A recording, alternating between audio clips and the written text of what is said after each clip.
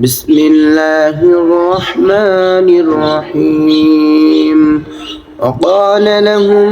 نبيهم إن الله قد بعث لكم طالوت ملكا